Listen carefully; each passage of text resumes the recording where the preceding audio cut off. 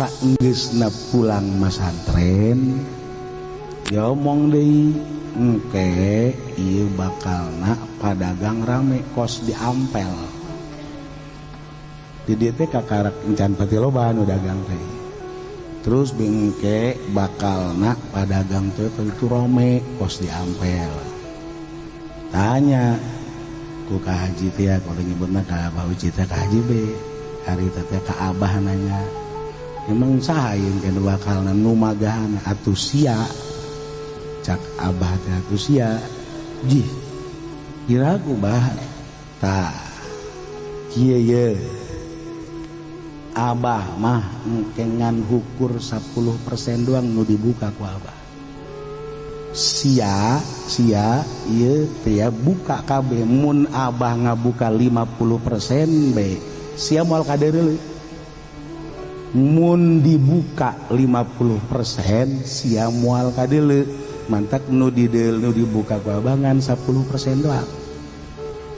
lain bantrak-bantrak teh ya Allah ya Robbi teh ieu kula dongeng kos kieu teh nang di Al-Maghfur lah Abah Uci ngobrol betah kalau mati awal teh terus be ngobrolkeun rahasia Masya Allah bener engke mun geus pondok datang ka anu Abah paeh bakal buta paeh bae henteu maot henteu lamun ka Haji Pendi modar ya Allah ieu kan kebon baheula teh kebon teh bengkel mun pondok tah datang ka dinya engke Abah paeh ke teruskeun ku sia terus be eta pelebah nyieun pondok datang ka dinya dibere poho keluarga